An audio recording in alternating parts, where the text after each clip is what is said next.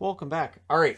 So, regular season's coming up in less than 4 weeks. We, of course, have 2 games taking place in Europe first, and then North American games get started on the 11th. They start off with Tampa Bay in against New York Rangers. That should be tremendous fun. And then the Vegas Golden Knights in against the LA Kings. That should be a fun one as well. Vegas looking to bounce back from last season's missing of the playoffs. The Kings, the team that narrowly edged them out for that final spot in the Pacific.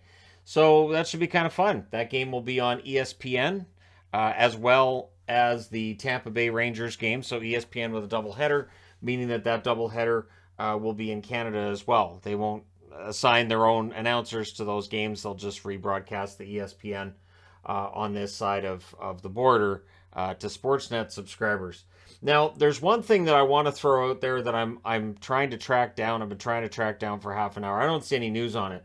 The one thing that kind of alarmed me today was that on TELUS, they have channels for all of the NHL Center Ice package that stay there. They stay there during the off season.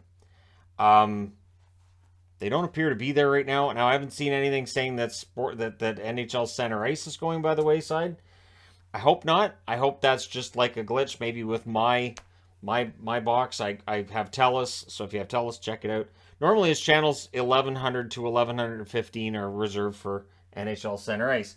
Now, I also want to clarify. There were people who said in response to my video talking about broadcasting rights in Canada, well, Sportsnet now is $149.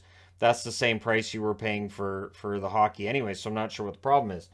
And I double checked this before making this video. The $149 only gets you the basic plan.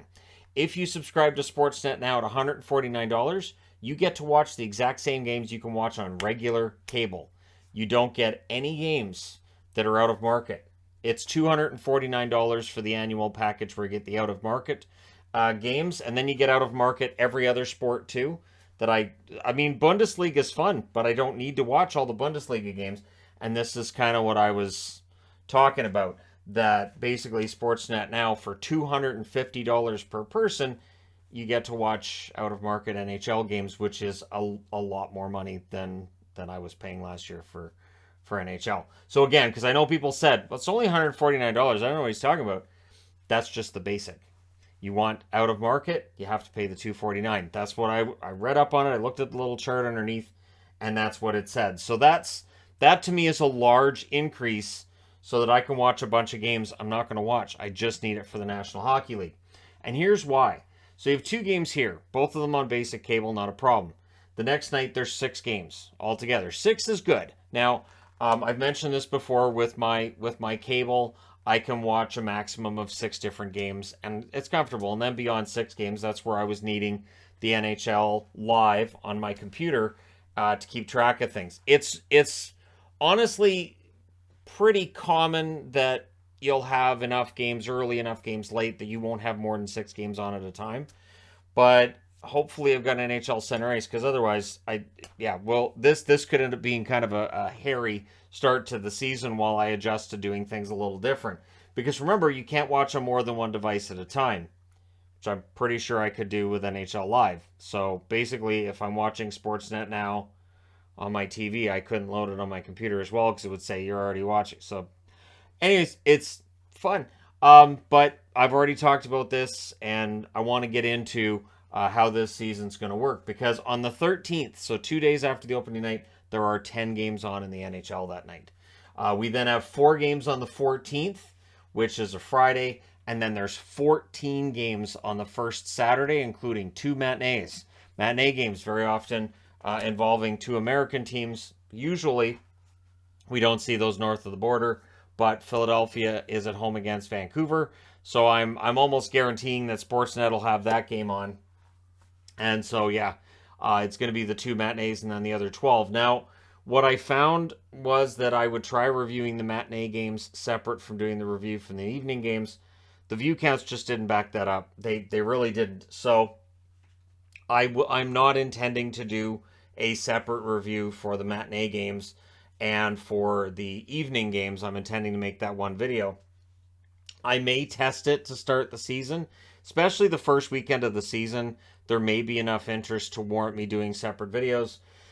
but it really it was a case where I was watching a hockey game for 2.5 hours, doing the review for that game, and it just didn't add up. That it made more sense for me to just write the notes the same as I normally do. Each column is a game in and of itself. That's why I've got it this way, because technically each game gets its own column, and I write the notes underneath each game. But yeah, it didn't make sense for me to do just the matinee games on their own when I could have done other videos, like list videos and stuff in between during period intermissions, which get a lot more views and makes a lot more sense. So that's the plan for this year. Is I may try that first weekend, see if matinee games, if those reviews get the views again, because it's the start of the season, but I'm not holding my breath on that one. Then there's no games on the Saturday, or on the Sunday, I should say. So that's kind of nice. You'll get the first power rankings of the season, where everybody can agree on what a moron I am, and then we have no games on that Sunday. So I get a bit of a break early, which is good. It's good. I don't mind that at all.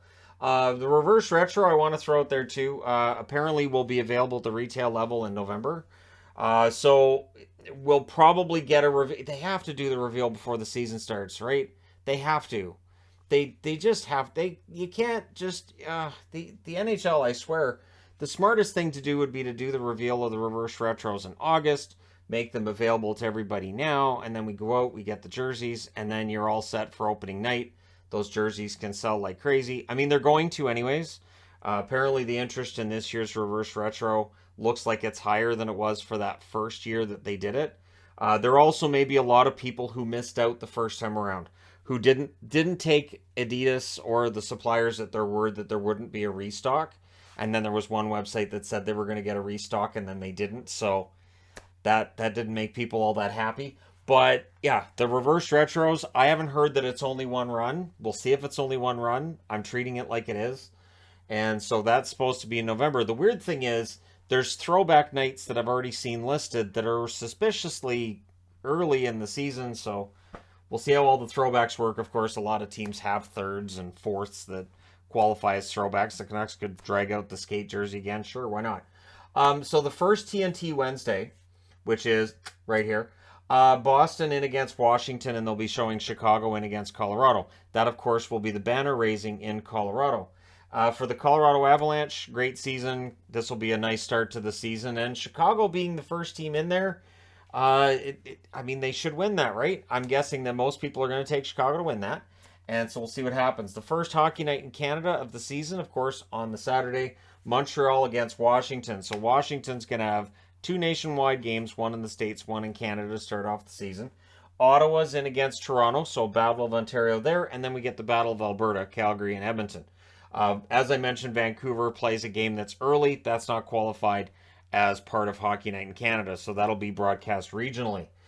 Sunday, October 23rd is an interesting night in that there's 5 NHL games. 4 of them are matinees, and the 5th one starts at 4 o'clock my time, 7 o'clock Eastern. So it'll be kind of an early night. I appreciate those during the season as well, as does my wife, because then she gets more time to see me during the evening than she normally would during the regular season. So yeah, November 4th and 5th is when we're going to see Columbus and Colorado playing against each other in Finland. There's one other game on the 4th, that's it. So one evening game after that matinee game, and then there's 13 others on the 5th of November. So 4th of November is going to be kind of a quiet day. The 5th is going to be kind of crazy. There's a lot of that this season. November 18th, the Kings against the Canucks will be the only game on TV. I am going to be at that game in Vancouver, so I'm looking forward to that. And there's the rarity of the only game in the NHL or no games in the NHL. And I'm glad to see those coming back. It feels like we're looking at a normal schedule this year, where it's not condensed at all, which is kind of fun. Of course, if they do actually do the World Cup in 2024, the condensed schedule would be back next year, because that'll be the 23-24 season. And I just wanted to throw in there too, according to the stats available to me, the analytics available to me through the dashboard for the channel, 15,483 is the most recent count on how many subscribers have been added to this channel since the Colorado Avalanche held up the Stanley Cup. So that's why I decided, you know what, that's enough people that I can talk about how this is all going to work. And I know people are going to, streaming sites.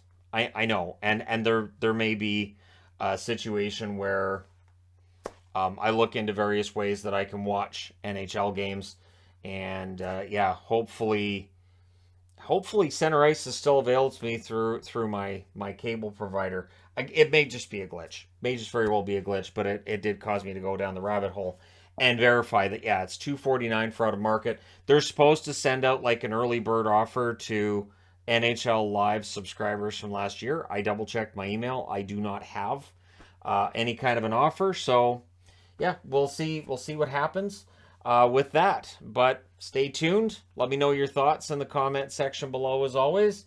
And I'm anxious. And yes, these are brand new goal magnets for next year. I have, of course, I've been making magnets during the off season for people who watch the live streams. And some of the behind the scenes videos that are posted for members and patrons. I half the time during live streams I'm cutting out magnets anyways. So yeah, I've been acquiring as many of them as possible, and I like to have the retro ones because we do have the reverse retros that take place. We do have reverse retro nights, throwback nights as well, and it's just something different to have on the board. And then, of course, the numbers I use for each game will be dependent on who's playing, and I have numbers for all 32 teams, meaning that the helmet numbers that you would normally see, I have that for all 32 teams. I think I have it in home and away for all 32 teams as well. That's how crazy things sometimes get. But hey, there you go. When you're a collector like I am, that's kind of what happens. You start off going, I think I'll just get a couple of sets of these helmet stickers because that seems like a fun idea. And then you go, why don't I just get all of them? And then it just craziness ensues. All right. Thank you guys so much for supporting said craziness. It means a lot. Don't forget to hit like and subscribe. If you're browsing your way through, you just happened upon this video. I apologize for kicking this thing. It's very easy to do that, though. One other thing, too, of course, for this year is while the streaming and all the question marks are still out there for me, what's going to be nice is a much bigger room for the regular season than what I had last season. So I will be able to do reviews much easier, and it's possible that there may be more than one board that I can have displayed per video. I'll see how well that works. It may just be impossible to read, and it may not work. But I'm going to make it so that the reviews can hopefully go up faster. Keep in mind that when a video is longer, the audio may not work on the YouTube app right away. I do check the audio on every single video before they're uploaded, because there were a few times when the channel was starting out that I might have uploaded a video that did not actually have audio on it.